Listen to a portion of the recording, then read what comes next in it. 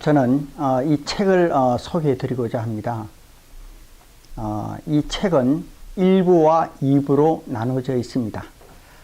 1부에서는 제가 이 책의 표지와 같이 대서양 폭풍을 건너서 이것은 제가 오래전에 체험담으로 글을 담게 되었고, 2부에서는 하나님의 창조에 대해서 하늘 창조와 지구 창조에 대해서 나오며, 이 하늘 창조와 지구 창조는 마지막 그 계시록을 우리가 이해하는 데 있어서 대단히 중요합니다. 왜 이렇게 창조를 나오냐 하면은, 그것은 이 하늘 창조가 이 하늘만 우리가 보는 것으로 되어 있는 것이 아니고, 이 하늘이 전부 이렇게 층으로 되어 있다는 것입니다. 그래서 나중에 이제 계시록을 이해하는데, 이 하늘 창조가 이해를 하는데, 계시록을 이해하는데 상당히 도움이 되고, 다음으로 이 지구 창조에 되겠습니다. 이 지구 창조는 역시 계시록 9장에서 나오죠. 무주갱의 사자.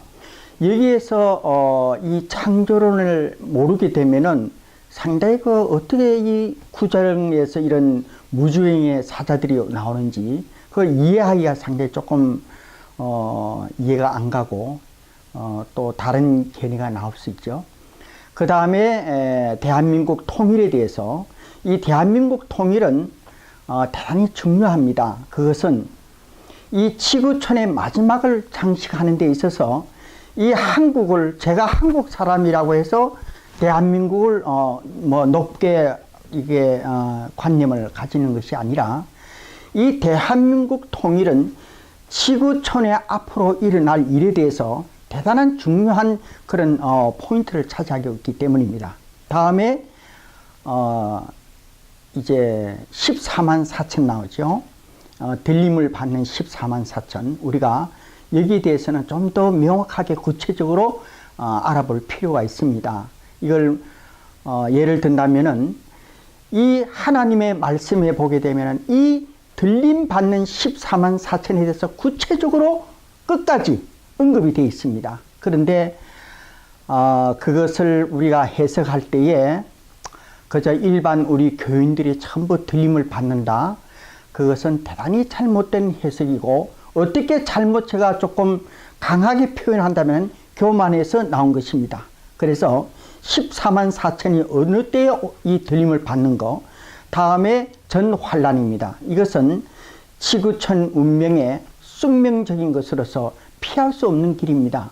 이것은 하나님께서 예언하신 것만으로 꼭 이루어지는 것이 아니라, 오늘날의 지구촌에 임하고 있는 모든 이런 역사학적으로 또 현재 미래학적으로나 과학적으로 모든 이 학문들이 볼 때에 이미 이 마지막 이 시점에 나와 있다는 것이 우리가 알고 있고, 또 다음으로 우리가 상당히 예민한 것이 있습니다. 말씀에 기록된 보면은 이해할 수 있는 그런 것도 있겠지만 이해할 수 없는 그런 일들이 나오는데, 예를 든다면은 베리칩이라든지 또 예수님의 그 탄생에 대해서, 사실 그 동정녀 탄생이라는 것을 이해할 수 없는 분들이 있고, 이런 것, 또 뭐 귀신에 대해서라든가 이러한 여러 가지를 제가 좀 해명을 했으며, 다음으로 이제 끝으로 제가 정치에 관했습니다.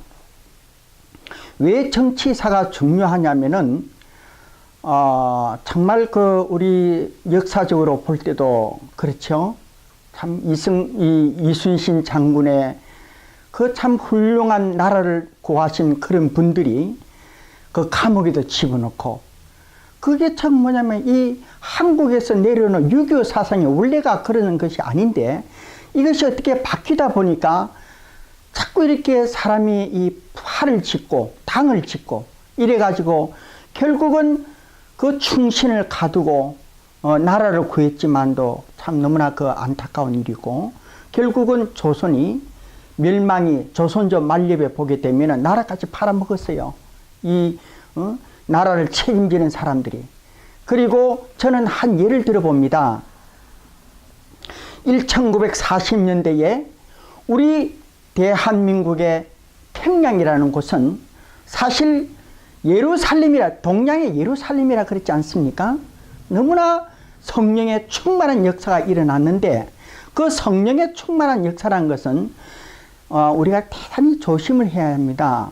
성령의 역사가 일어날수록 우리가 보다 더 겸손하게 나와야 되고, 이 성령의 역사, 즉 은사라는 것은 우리가 이렇게 그냥 능력 주셨다는 것이 아니거든요. 정말 이거는 예수님의 피값이에요.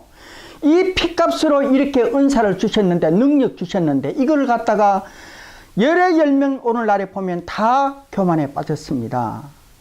오늘날의 그 훌륭한 목사님들이고 이래서 하나님께서는 그러시기 때문에 은사를 안 주셔요.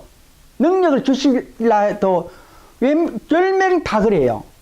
다 교만에 빠지고, 나중에 제가 이걸 말씀을 자세히 드리겠지만은, 그래서 하나님께서 능력을 안 주시는 이유가 바로 거기 있습니다. 그래서 하나님께서 이 북한에 우리가 평양 땅을 볼 때 우리가 상당히 그 점에 대해서 역사적으로 알아볼 필요가 있습니다. 그때 당시 성령의 역사가 충만했을 때에 그 동양의 예루살렘이라 부른 평양 땅이 어떻게 했습니까? 전부 신사참배했어요. 그 일본 천황에게 절을 하고, 거기다가 이 전쟁 물자를 거기에 바치고, 이러한 사건이 계속 일어나니까 그래서 성령의 역사가 불같이 일어날 때는 더 조심해야 한다는 게 바로 그겁니다. 하나님의 성령께서 왜 김일성이가 내려와서 그랬습니까? 우리 기독교인들은 뭐 정치에 대해서는 무조건 무관심한다 그러시는데, 그건 잘못된 거예요. 우리는 더 정치에 대해서 관심이 있어야 돼요. 나라가 지금 우리 대한민국이 예를 들어서 북한 땅에 잡아먹혔더라면 우리가 예수님을 이렇게 마음대로 믿을 수 있을 것 같습니까? 지금 저 북한에 보세요. 성경책만 가지고 있어도 다 처형을 당하고 있습니다. 이 북한 땅이라는 것이 어떠한 것입니까? 그와 같이 이런 걸 볼 때에 우리가 이 정치권을 그냥 넘길 수가 없어요. 결국은 오늘날도 마찬가지로 저 입법부에서 저는 이걸 꼭 하고 싶어요. 말씀을 드리고 싶은 것은 전부 당을 갈라놓아서 자기네 멋대로 법을 제정하고 특혜가 200가지가 되니 이걸 어떻게 그거 합니까? 저들 마음대로 둘 수가 없어요. 행정부도 마찬가지고 사법부도 마찬가지입니다. 이걸 뭐 정치에 막 적으로 막 개입을 해야 된다는 것이 아니라, 너무나 이것이 잘못 나갈 때는 우리가 거기에 대해서 기독교와 합심해서 이걸 막아야 될 필요가 있다고 저는 분명히 말씀을 드리고 싶습니다. 그리고 이 우리의 지금 현재 많은 기독교인들이 이러한 관심사에 대해서 멀리하고 또 이것을 외면할 것이 아니라, 우리가 힘을 모아서 대한민국이 통일이 되더라도 지금 이 현재 상태로서는 참으로 이게 힘듭니다. 이렇게 파벌이 갈라졌는데 통일이 되었다 할지라도 이게 지금 막 이렇게 해서 어떻게 이게 통일 단계가 너무나 힘든 과정이기 때문에, 어떤 분들은 이 대한민국을 중국과 같이 이런 공산당이 아니라 뭐 사회 이런 걸로 한다 그러는데, 우리 대한민국을 체제로 볼 때는 저는 그건 맞지 않다고 생각합니다. 전적으로 100%가 민주화가 돼야 돼요. 한국의 사람들은 이 사람들의 근성이 아주 너무나 안 좋기 때문에 독재를 할 가능성이 많고, 뿐만 아니라 이것을 만약에 하게 되면은 이 사람들은 이 권위주의가 너무 심하기 때문에 자칫 잘못하면은 이게 바로 독재주의가 되어버립니다. 그래서 우리는 전적으로 대한민국은 민주화가 돼야 되고, 민주화 돼서 완전히 이 오늘날과 같은 그런 민주화가 이루어져야 되고, 그 바탕으로 통일이 돼야지. 이게 갈라져서 통일이 된다면은 이거는 통일이 아니에요. 통일이 된다고 해서 뭐 무조건 되는 것이 아니라 점차적으로 통일이 된다고 봅니다. 저는 이 통일에 대해서 또 한마디 말씀을 드린다면은, 제가 이 뭐 자랑으로 말씀을 드리는 것은 아닙니다. 한 15년 전쯤 됐구만요. 제가 파암델 기도원에서 20일 금식할 때에도 하나님께서 이 북한에 대한 인민들이, 수많은 인민들이 인공기를 들고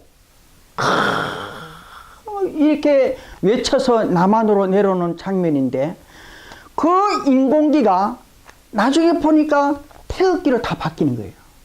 그래서 그때 당시에 제가 하나님께서 언젠가는 대한민국이 통일이 되는데 이 통일 과정이 동서독과 같은 그런 통일 단계를 나에게 보여주셨구나. 제가 그때 이것을 깨닫고 앞으로 우리가 통일이 얼마 남지 않았다는 것은 확실합니다. 왜냐? 지금 김정은이가 참 저렇게 김일성 할아버지 김정일보다도 아버지 때보다 더 심하게 지금 이렇게 나오고 있습니다. 이것은 바로 그런 더 악한 걸 해서 결국은 저 정권이 오래 유지를 못됩니다. 유지될 수가 없어요. 이미 저는 20년 전에도 책을 낼 때 감추인 것이 드러나다 알파와 오메가에 대해서도 기록한 바가 있습니다. 그래서 통일이 될 즈음에는 어떻게 통일이 된다는 것도 제가 이미 제시를 해 주었습니다. 그래서 앞으로의 이런 상황과 또 얼마 통일이 된 이후에 얼마 가지 않아서 이런 세계 우리가 제일 이 관심사로 나타나고 있는 이런 들림에 관한 것과 이 마지막 대환란에 대해서 이 대환란에 대해서도 제가 이 책에 좀 이렇게 자세히 언급이 됐습니다. 우리가 이 대환란에 있어서 앞으로 짐승의 나라가 올 것에 대해서도 이 자세히 언급이 되어 있지만은 우리는 여기에 대해서 지혜와 총명을 가져야 합니다. 이 지혜와 총명을 하나님께서 주신 것으로 우리가 이걸 준비해야 돼요. 아니 그러지 않고 무조건 대책도 하나도 없이 무조건 대환란이 닥친다. 그러면 어떡합니까 우리는? 그러나 이에 대한 뭔가 대책이 좀 나서야만이 될 텐데 이 목사님께서는 물론 계시록을 강의하는 건 좋으나 전혀 대책이 없어요. 하나님께서 모든 사람을 핵 가운데서 다 구원하시는 것은 아닙니다. 물론 구원해 주시는 분은 따로 있겠지요. 물론 다니엘서에 보면 사드락과 메삭과 아벳느고처럼 그 평소보다도 7배나 강한 그런 풀무불에서도 머리털 하나 타지 않고 구원해 주시는 분은 있겠지만은 그렇다고 해서 이 구원이 모든 사람에게 다 적용되는 것이 아닙니다. 그래서 우리는 여기에 대한 이 대책이 꼭 필요했기 때문에 저는 여기에 대한 대책과 모든 것이 다 이렇게 되어 있습니다. 그래서 다 되어 있다는 것은 물론 제가 교만이지만은 그러나 어느 정도 어떻게 해야만이 이 대책을 세워 나갈 것인가 여기에 대해서 이런 책에 많은 이 언급이 되어 있습니다. 그래서 이 책을 제가 소개를 1부, 2부를 해드리고 이제 1부에 제가 아프리카에서 오래전에 있었던 체험담을 지금부터 전해드리고자 합니다. 오래전 사실 그 아프리카 땅이라는 곳은 제가 학교에서 배울 때는 그랬지요. 아프리카는 흑인들과 식인종들이 있고 그러니까 무서워서 그 아프리카가 참 이 농사 짓는 것도 아니고 막 동물들만 잡아먹고 이러니까 상당히 참 무서운 그런 아프리카라고 느껴졌죠. 그러나 제가 막상 아프리카 와 보니까 그때 당시는 우리 대한민국에서는 다 배가 고파가지고 해외를 나왔거든요. 조금 그 전에는 광부로 어디로 이렇게 파면서 다 배가 고프니까 돈벌이를 나왔는데 막상 아프리카에서 와 보니까 우리나라하고는 상대가 안 돼요. 그러니까 19세기 중엽부터 이 웨스트 아프리카는 이스트하고 완전히 차이가 나죠. 그런데 이 웨스트 아프리카는 서구 구라파의 그러니까 프랑스, 스페인, 영국의 문명을 받아가지고 그때 당시 가보니까 너무나 발전이 돼 있었어요. 한국에서 그 백화점에 그때 엘리베이터가 있을지 없을지 그러니 여기 와보니까 다 있었어요. 아프리카라는 나라에.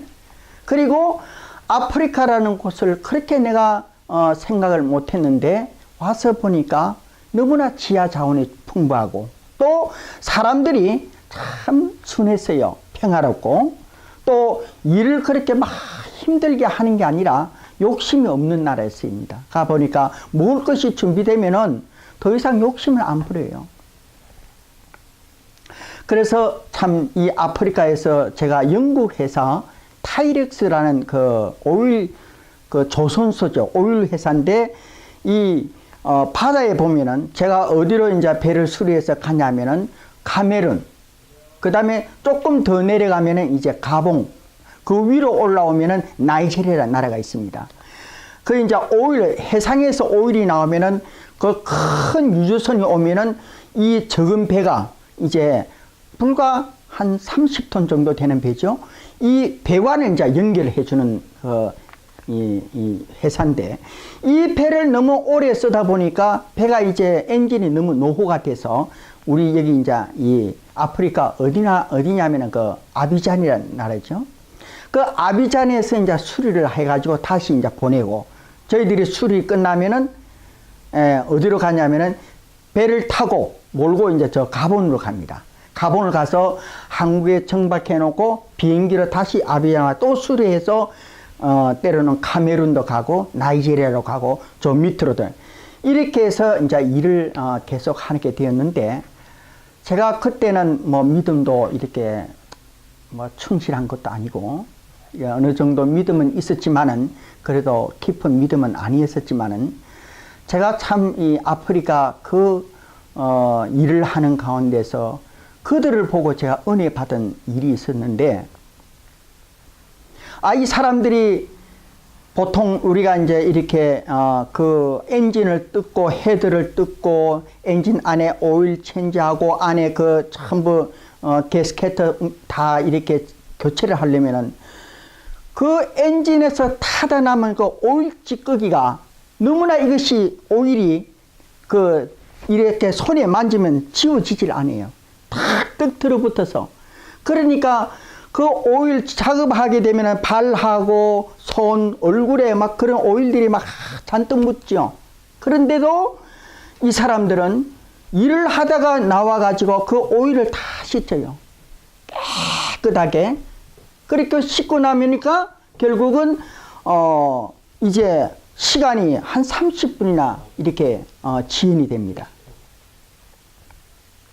그런 다음에 30분이 지연된 다음에는 이 사람들이 와가지고 이제 깨끗이 손과 발 닦고 얼굴도 닦고 해서 다음에 일렬로 줄을 서는데, 때로는 뭐 10명도, 때로는 뭐 7명 이렇게 해서 이렇게 이제 서가 있어서 이제 절을 해요.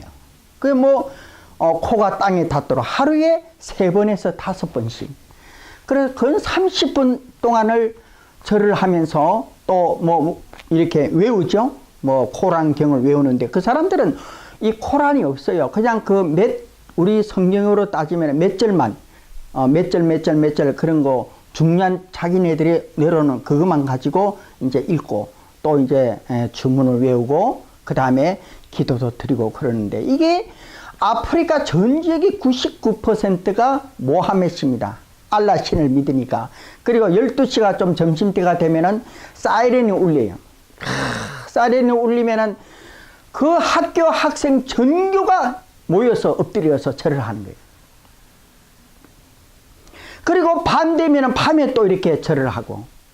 그래서 우리가 이제 식사는 우리는 마치고 1시간이니까 30분간 우리가 때로는 그 안에서 저희들이 이제 그 숙소를 정하려고 보면은 모텔이나 이런 데 가면은 비싸기 때문에 회사에서 그 배를 이렇게 수리가 이미 끝났는데 대기 중에 이게 도킹을 올려요. 땅 위로 올려서 거기서 저희들이 이제 숙소를 정해서 당분간 거기서 생활을 했는데, 때로는 밥 하기가 싫으면은 차가 또 오면은 뭘 들고 오는 사람이 있어요. 아프리카 사람이라도. 그래서 그걸 이제 점심을 사 먹기도 하는데, 이 사람들은 이제 절이 끝나면은 우리는 이제 쉬려고 이제 좀 30분간 이렇게 좀 누워서 있으면 그때서 이 사람들은 밥을 먹고 나면 바로 이제 일을 하러, 우리가 똑같이 이제 일하러 가는 거예요.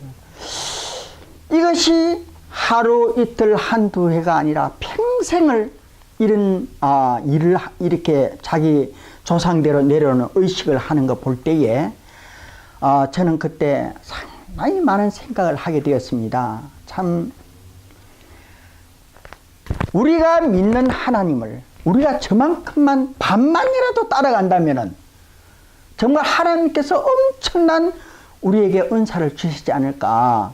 정말 그때 제가 많은 깊은 생각을 하게 되었습니다. 정말 참 이 사람들은 그 일생을, 평생을 하루에 3번에서 5번 절을 하면서 그 뭐 1, 20분이 아니라 평생을 그렇게 하는 거예요. 평생을. 그러니까 일생을 그것을 할 때에 이것은 하나의 대대로, 조상 대대로 내려오는 습관이에요. 관습이에요, 이게. 그냥 적당히 와서 하는 것이 아니라. 제가 그걸 볼 때에 참 많은 것을 제가 깨닫게 되었습니다. 정말, 그분들이 그만큼 자기 신에게 존중이 여기고 저렇게, 최선을 다하는 거 볼 때에 우리 예수 믿는 분들은 거기 절반이 아니라 10분의 1도 못 따라갑니다. 사실 어떻게 보면은 제가 그것을 보고 참 이제는 나도 하나님을 저렇게 이렇게 일반적으로 적당히 믿어서는 안 되겠다.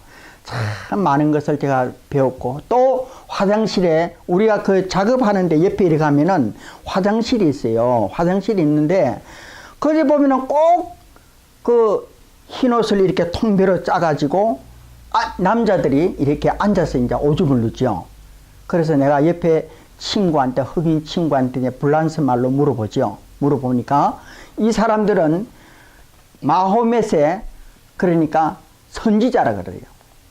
Prophecy of Allah.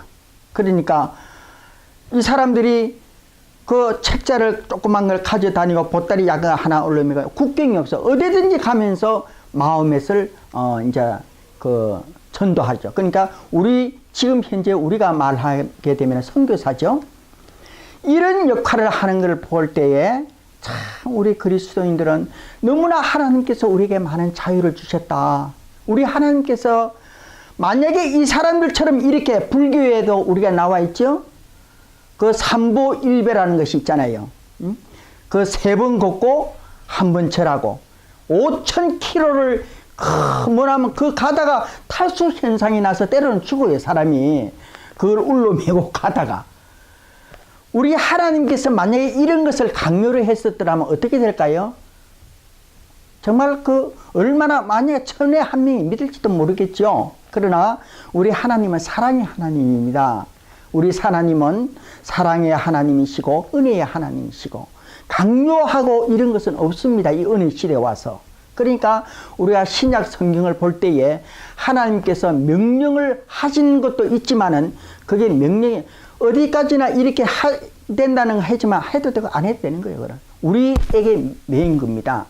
구약 시대 때에는 이것이 계명이 있고 율법이 있기 때문에 이거는 안 하면 안 돼. 이거는 하나님의 선택된 선민이기 때문에 단체적으로 이거는 행동을 해야 됐습니다. 그러나 은혜 시대에 와서는 그런 것은 없어요. 단체 시대가 오고 그거는 우리 마음껏 은혜 받은 대로 자유대로 하는 것이에요. 그러니까 하나님께서는 우리의 인격을 무시하고 인격을 억누르지 않았어요. 우리 하나님은 마음대로 무엇이든지 할 수 있는 그 고난을 다 주셨습니다. 그만큼 우리 하나님께서는 인격이시고 또 자비로우시고, 그래서 정말 그 하나님께서 내게 참 우리에게 그 주신 사랑은 이루 말할 수가 없고 말로 다 정말 표현할 수 없을 정도로 그 사랑이 넘치고 있죠.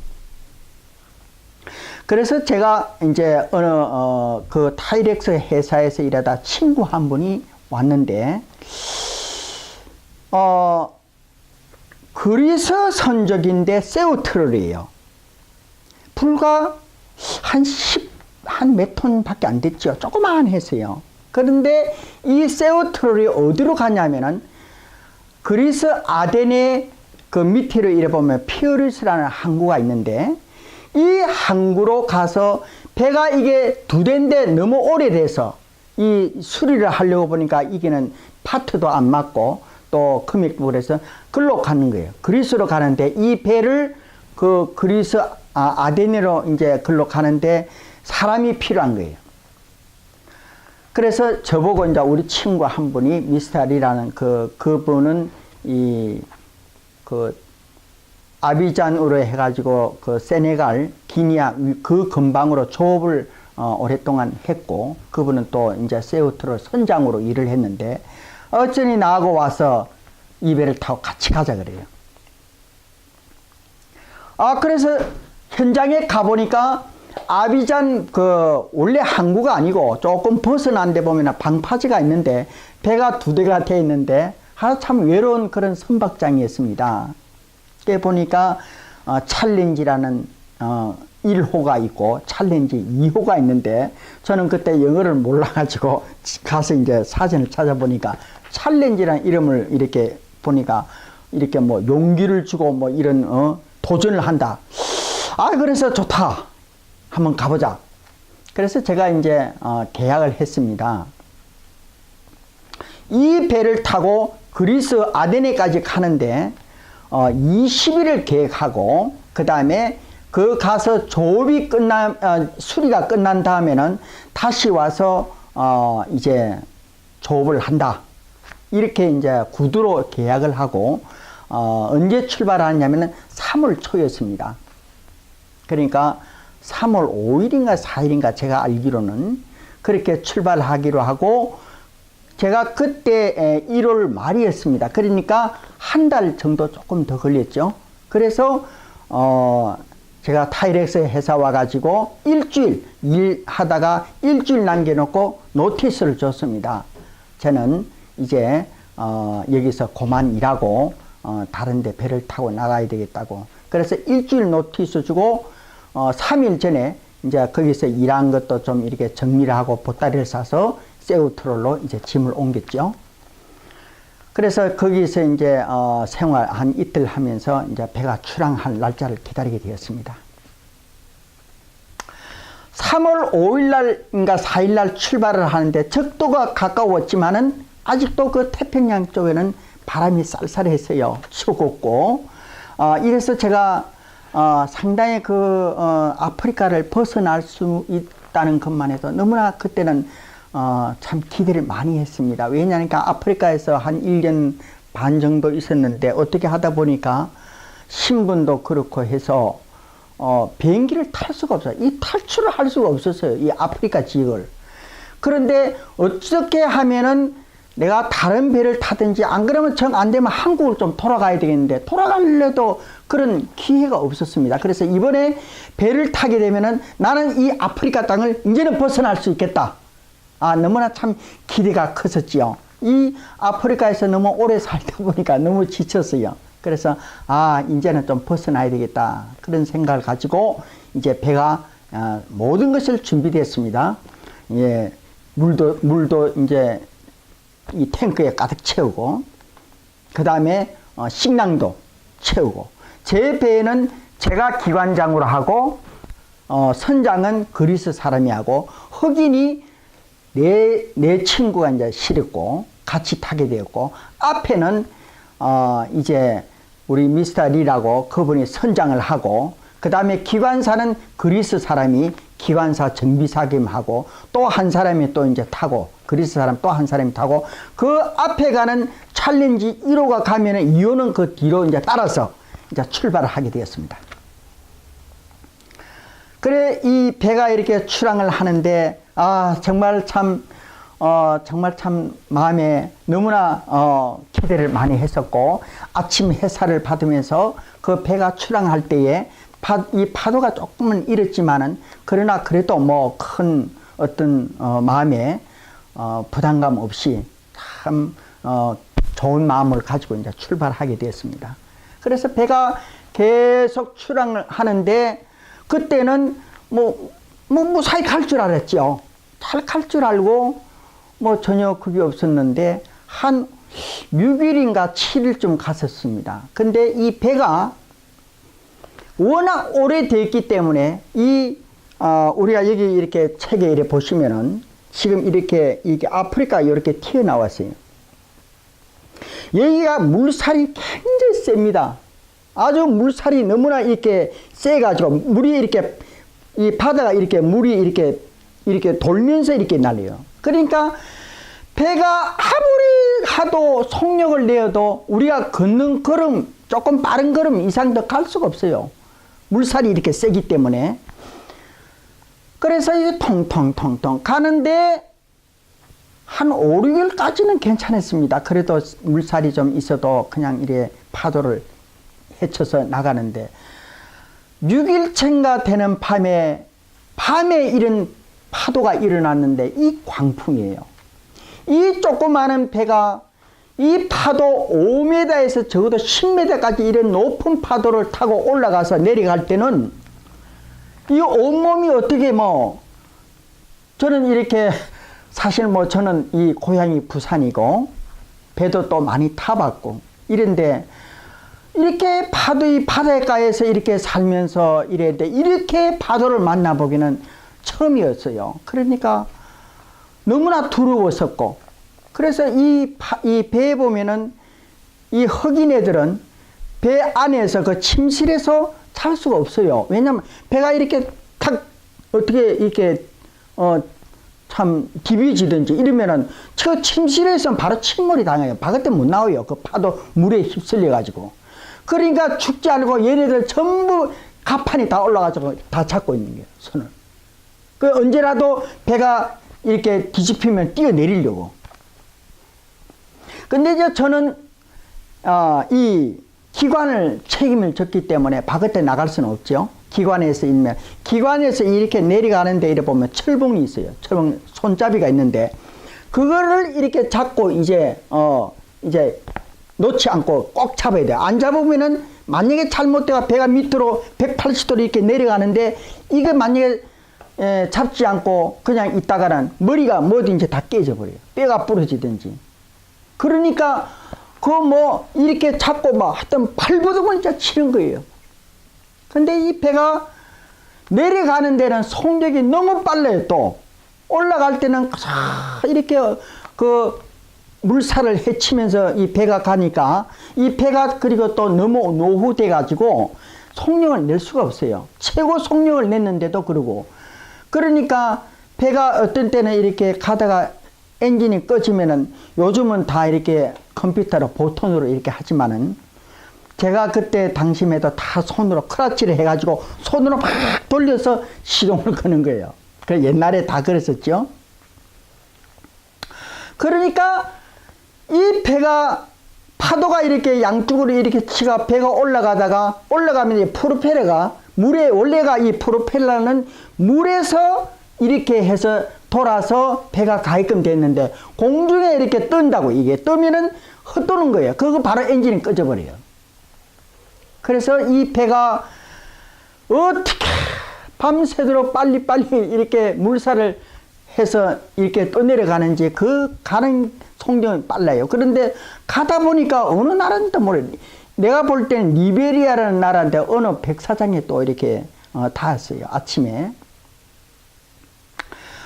백사장에 닿아도 할 수가 없어요. 우리는 어떻게 거기서 뭘 어떻게 수리할 수도 없고 엔진을 뜯을 수도 없고 그냥 할 수 있는 거는 그냥 거기서 조금 이렇게 시동을 걸고 또 엔진을 또 조금 그거 하고 손보고 이렇게 해서 기다렸다가 좀 날씨가 또 이렇게 평온해지면은 이 파도가 그렇게 거세지 않으면은 이제 그냥 또 북상을 하게 돼요. 하늘 위로 또 올라가게 되는데. 그래서 또 올라갔어요. 또 이제 한 4, 5일 갔을까? 가다 보니까 또 풍랑을 만나서 또 내려가는 거예요. 또 내려가는데 이 내려가는 것이 우리가 생각할 때는 그냥 이렇게 떠내려간다고 하지만 이게 참 무서워요. 왜냐하면 이 떠내려가는데 조난을 당했는데 파도가 5m, 10m에서 이렇게 치는데 이게 거의가 밤에 일어나요. 새벽 2시나 1시부터 좌우 사방이 캄캄하기 때문에 도저히 이거를 어떻게 분별할 수가 없는 그런 지경이 왔어요. 떠내려갈 때마다 그래요. 어떻게 좀 낮에 참 이렇게 육지라도 눈에 보이면은 그래도 안심하고 갈 수가 있을 텐데 좌우 사방이 캄캄한데 도저히 어디로 가는지 알 수가 없는 거예요. 무작정 떠내려가는 거예요. 그래서 새벽녘에 어떻게 키를 털어가지고 옆으로 됐는데 보니까 기니아라는 나라인데 그것도 역시 백사장이에요. 허허 벌판인데 뭐 아무도 없어. 아프리카 해안 지방인데 뭐 전혀 없어요. 아무도 사람도 없고 뭐 거기는 뭐 완전히 허허 벌판인데 거기서 또 어떻게 해요? 또 어떻게 이제 또 좀 수리도 좀 하고 닦고 뭐 이게 해서 정비를 조금 해서 또 한 하루나 기다렸다가 보니까 이제 날씨가 또 풍랑이 차요. 그러면은 다시 시동을 걸어서 또 이제 올라가는 거예요. 이번에는 한 5, 6을 갔을 거예요. 6, 7을 가는데 문제가 이제 제가 어떤 일이 있었냐면은 요 앞에는 한 2번 풍랑을 만났을 때는 제가 그걸 몰랐는데 이번에 또 올라갈 때는 이번에 갈 때는 이제 어떻게 되냐니까 이게 생명의 위협을 느껴진 거예요. 이거 언제 죽을지도 모르겠다. 그래서 내가 죽더라도 구원은 받아야 되겠다 해서 그때 제가 성경을 읽게 되었습니다. 성경을 열심히 읽는데 그때는 뭐 믿음도 없어서 그런지 구약은 보니까 이거는 뭐 읽을 시간이, 이 구약은 읽을 시간이 없어요. 이거 언제 죽을지도 모르는데 무슨 구약을 이렇게 오랜 걸 없고 신약도 복음서도 다 모르겠어요. 이거 뭐 보니까 자꾸 뭐 낫다 그래서 알 수도 없고 요한복음이 있어요. 주로 이제 요한복음하고 사도행전, 요한계시록. 열심히 이제 뭐죠. 이게 왜냐하면 이게 이제 방법이 없는 거예요. 이제 내가 이제 어느새 죽을지 모르니까 내가 이거 구원은 받아야 되겠다. 그래서 성경을 읽으면서 그때 이제 이 복음의 씨앗이 열매가 그때 이제 씨앗이 자라기 시작하는 거예요. 이제 그때서. 그래가지고 파도가 쳐서 또 내려가는데 또 내려가는데 밤새도록 또 내려가다가 조용할 때 막 잠이 들었어요. 제가 잠이 들었는데 한 2-3시간 잤는지 몰라요. 푹 잤는데 자다가 뭐가 괌 소리가 들리게 눈을 떴어요. 떠보니까 역시나 아니나 그 철봉 핸들은 내가 꽉 붙들고 있는데 이래 붙들고 눈을 떴는데 보니까 나가 보니까 그 나라는 세네갈 다카라는 항구였습니다. 그 다카라는 항구에서 제가 이제 날짜로 짚어보니까 그건 한 달이 다 돼가요. 그 아비잔에서 다카까지 오는데 그건 한 달이 걸렸어요. 한 달이 조금 못 걸렸지만도 25일인가 걸렸는데 이 다카에 올라와서 이제 너무나 힘이 없어 올라오니까 이 흑인애들이 생선국을 끓였는데 지금도 제가 잊을 수가 없어요. 어떻게 그렇게 맛있는지. 그 안에 넣은 것은 물하고 생선밖에 없는데 그 생선국을 끓여서 나보고 먹으라고 줬어요.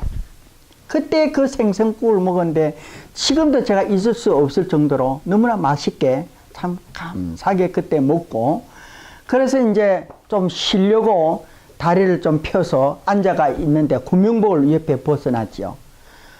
그런데 흑인애가 와가지고 내 옆에 서가 있는데 안 가는 거예요, 얘가. 그래서 이상하다. 왜 안 가고 자꾸 이렇게 서가 있나? 30분을 서가 있어도 나는 뭔지도 모르고 이래. 그래서 얼굴을 이래 보니까 얘가 그 얼굴, 그 눈이 내 구명복 벗어났는데 거기만 초점이 있는 거예요. 그것만 쳐다보고 있는 거예요. 그래서 내가 생각해 보니까, 구명복이 하나가 모자라서 얘한테는 지급이 안 된 거예요. 그래서 제가 구명복을 줬어요. 왜냐? 그때는 이제 막 이렇게 풍랑에 너무 시달리다 보니까 이 성경 말씀을 보다 보니까 이제 믿음이 들어온 거예요. 믿음이 들어오니까 언제 죽어도 좋다 이런 생각이 들더라고요. 그때는 좋다. 이제는 뭐 내가 이제 죽어도 구원을 받겠다. 그래서 구명복을, 사실 구명복이라는 것은 제2의 생명입니다. 이 구명복이 없으면은 이 배가 예를 들어서 이렇게 뒤집혀다 풍랑에서 이렇게 넘어졌다면은 이걸 헤엄치고 나가는데 이 구명복이 없으면 바로 휩쓸려 버려요. 그 센 파도에 밀려나가지 헤엄으로 그걸 못 나가요. 그러나 구명복이 있으면은 그래도 살아날 확률이 있죠. 그래서 우선 그거보다도 저는 그걸 줬습니다. 참 이 흑인한테 주니까 고맙다고, 너무나 감사하다고 이렇게 참 가지고 갔어요. 그런다 저는 그때 참 그걸 주면서 하나님께 그래 간절히 참 기도를 드렸지요. 저는 이제 생명은 하나님께 있으니까 하나님께서 제 생명을 여기서 데려가셔도 좋고, 이제는 구원을 받았으면은 나는 더 이상 바랄 것이 없습니다. 그렇게 해서 참 이 두려움에서 제가 좀 벗어날 수 있게 되었습니다. 이 세네갈에서 제가 좀 참 정비도 조금 하고 안식도 좀 취하고 휴식도 이렇게 해서 좀 여러 가지로 이제 정리가 된 다음에 한 3일 후에 다시 이제 출발을 했어요. 그래서 한 이틀 정도 가서 거기가 나라가 마우라타니아라는 나라가 있는데, 그 나라에 들려가지고 기름을 공급받고 거기서 또 좀 이렇게 정리를 해서 한 이틀 지나서 그 도착에 다시 또 출발하죠. 이제 그 마우리타니아에서 쭉 또 올라가는데 한 7일이나 8일 정도 갔을 겁니다. 8일 정도 갔는데 이제 더 이상 어떻게 할 수가 없어요. 너무나 파도가 심하니까. 이 조난을 4번을 만났지만도 그때만큼 파도가 심한 게 없었습니다. 그러니까 이 보시다시피 여기서 이 방면이죠. 이 지브랄타르 해협을 못 가서 이리로는 너무나 또 파도가 세였어요. 그때 제가 참 이상하게 이 멀미를 하는데 이 오물이 다 나오는 게, 이제 오물이 나오다 보니까 더 나올 것이 없죠. 멀미를 얼마나 하는지, 저는 멀미를 해본 적이 없는데 멀미를 하는데 이 오물까지 다 토해내는 거예요. 이러거나 다 토해내는데 힘이 없는데 왜 그렇게 그때 이 먹는 것 때문에 내가 그렇게 탈행을 했는지 몰라요. 처음이었습니다. 저는 먹는 것에 대해서는 정말 별로 그렇게 탈행해 본 적은 없고, 있으면 있는 대로 없으면 없는 대로 제가 이렇게 생활해 왔는데, 눈을 감으면은 그 시원한 동치미 김치라든지, 안 그러면은 그 끓인 생선 이런 탕이라든지, 또 이렇게 조기 이렇게 생선한 거 그런 거라든지, 그 흰 밥이 하얀 그 쌀밥이래. 어떻게 그 먹는 것 때문에 그렇게 머리에 떠올라서 지워지지 않아요. 너무나 그때는 한 달이 넘도록 그렇게 잘 먹지를 못했으니까. 그래서 생각하다가 다시 또 이렇게 하면 입이 막 갈라지네. 입에 막 안에가 다 이렇게 거대죠. 그리고 이 매캐한 연기가 기관실 안에 항상 이렇게 있기 때문에 이 머리가 이렇게 아파요. 그 기관실 안에서의 그 매캐한 연기가 빠져나갈 구멍이 없어요. 그리고 파도가 치면은 또 물이 막 안에 들어와잖아요. 그 바닷물이. 그럼 그걸 또 퍼내야 돼요. 그 파도가 이렇게 합칠 때는, 이렇게 이 파도가 이렇게 치고 이렇게 치면서 내려갈 때는 이 조그마한 배가 이렇게 로링 피치 이게 문제가 아니라 막 뒤틀려요. 조그마한 배가 이 파도와 파도에서 이렇게 마주치다 보면은 배가 막 뒤틀리면서 갈 때는 온몸이 막 그냥 막 뒤틀리는 거예요. 몸 자체가. 그리고 막 내려갈 때는 이렇게 밑으로 막 꾹 내려가니까. 제가 이런 경험을 하면서 차라리 어떤 때는 빨리 죽었으면 좋겠다는 생각이 계속 들었어요. 너무나 이게 참 항해가 너무나 힘들고 했기 때문에. 그러나 또 어떤 면으로 볼 때는 이 사람의 생명이란 것이 얼마나 강인한 것을 그때서 제가 느끼게 되었습니다. 참 지브랄타 해협을 건너서는 전혀 파도가 없었습니다. 이 지브랄타 해협은 이제 모로코죠. 일로 지나서는 전혀 파도가 없이 그냥 아데네까지 바로 갔습니다. 항해하는데 한 5일 정도 걸렸는가요? 바로 갔었는데, 너무나 파도에서 밀리다 보니까 나중에는 이게 배도 고픈데 음식은 생각나는데 어떻게 며칠 동안을 그게 지워지질 않아요. 그게 먹는 게 생각이 나는데 이 파도에서 제가 그때 불렀던 이름이 제일 많이 불렀던 이름이 물론 하나님입니다. 좀 이렇게 좀 살려주세요. 나 좀 도와주세요. 두 번째가 어머니였습니다. 왜 그렇게 참 그때 당시는 물론 뭐 나이도 어렸겠지만은 참 사람이 마지막 그런 단계에 들어가니까 그럴 수밖에 없어요. 하나님 부르시고 마지막으로 어머니라 그렇게 제가 많이 불렀던 것 같아요. 그래서 다시 밀려서 왔는데 거기가 어디냐면은 모로코라는 나라예요. 카사블랑카. 카사블랑카라도 그 본 항구가 아니고 이제 외곽지죠. 떨어지는 그런 곳에 이제 정박을 했습니다. 그래서 카사블랑카에서 다시 이제 또 재정비를 해야죠. 재정비를 했는데 그때 처음으로 제가 땅을 밟았어요. 육지에 올라와 보니까 참 감사함을 느꼈습니다. 육지를 밟는다는 게 얼마나 그렇게 감사한 일인지 처음으로 그때 제가 느꼈습니다. 참 육지 밟는 사람이 이렇게 정말 좋을 줄은 몰랐고 너무나 참 그 육지를 밟고 걸어보니까 그 감개무량했죠. 제가 그걸 뭐 배에서 한 달 동안 배에서 생활해 보신 분들은 잘 아마도 경험을 하실 줄 압니다. 그래서 이 카사블랑카에서 다시 이제 또 정비를 해서 이제 출항을 합니다. 그래서 이 지브랄타 해협을 딱 지나니까 더 이상 파도가 없어요. 그때부터는 이제 잔잔하게 지나는데 조난을 4번 당했고 그 지브랄타 해협을 지날 때까지야 근 40일이 넘었어요. 42일인가 3일째였어요. 그 지브랄타 해협 지나는 그때까지가.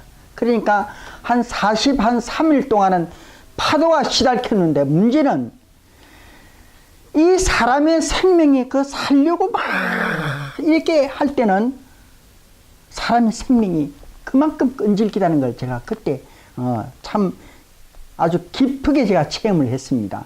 만약에 아무런 의미도 없이 사람을 먹지도 않고 참 이렇게 어려운 가운데서 그냥 20일 이상 가다 두면 어떻게 될까요? 40일 가다 사람 죽어요. 희망이 없으면은. 그 어떻게 30일 이상 먹고 마시지도 않고 어떻게 그 살 수가 있습니까? 그 웬만한 사람은 그런 참 죽음에 이르는 그런 날인데 제가 44일 동안 43일 동안 그 뭐 이렇게 먹지도 않았지만도 뭐 그렇다고 해서 마시지도 못했죠. 그리고 그 심한 풍랑에 그렇게 참 시달리면서도 살아남은 것은 그 사람이 생명이라는 것이 그 살려고 부닥이 발버둥 치고 노력할 때에 그 생명이라는 것이 끈질겨요.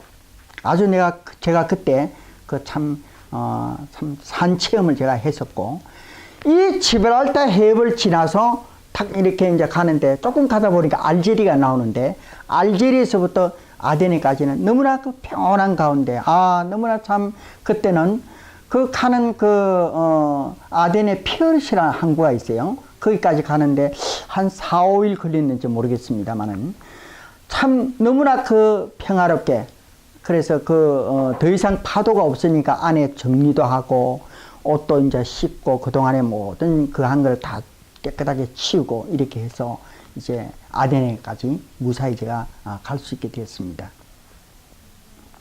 이 아데네에 가서 제가 여기 이제 아데네에 도착되는 것까지만 제가 오늘 말씀드리겠습니다. 아데네에 딱 도착되니까 날짜로 짚어보니까 52일이었습니다. 52일 동안 항해를 했는데 아데네에 와서 제가 가장 힘들었던 것이 뭐냐면 한 가지가 하나님께서 저를 살려주셨는데 도착됐는데 이게 배가 너무나 막 안에서 우울거리는데 52일 동안에 한 번도 화장실에 가본 적이 없었습니다. 왜냐하니까 뭐 먹은 것도 없고 먹었다 해봐야 조금 마시는 데서 다 토해내니까 오물까지 다 토해. 저는 이렇게 멀미 같은 거는 해보지를 않았는데, 그렇게, 토해내고 나니까 뭐가 있어야죠. 속에 든 게 있어야 어떻게, 변을 보려고 할 텐데, 아예 아덴에 내가 도착이 됐는데 배가 아프기 시작하는데 우울거리는데 이 도대체가 안 되는 거예요. 그래서 화장실에서 변을 보니까 안 나와요. 아무리 그때가 저녁에 한 8시쯤 돼서부터 7시쯤부터 했는데, 이게 너무나 힘들어서 보니까 하도 안 돼서 손으로 만져보니까 이 뒤를 만져보니까 완전히 돌덩이처럼 된 거예요. 안 나오는 게 이게. 그러니까 그게 너무나 이게 너무 힘들었어요 그때는. 그래서 할 수 없이 제가 참 기관실로 가서 송곳 같은 걸 가지고 파냈어요. 7시부터 시작해가지고 건 11시까지예요. 밤에 늦도록까지. 정말 그때 생각을 해보면은 어떻게 정말 그런 일이 있었는지. 왜냐하니까 근 50일 동안에 화장실에 한번 가지를 못했고, 또 저뿐만 아니라 다른 이 사람들도 그렇게 했어요. 한 친구도 그런 일이 있었는데 안 나오니까 파야지 어떡하겠어요.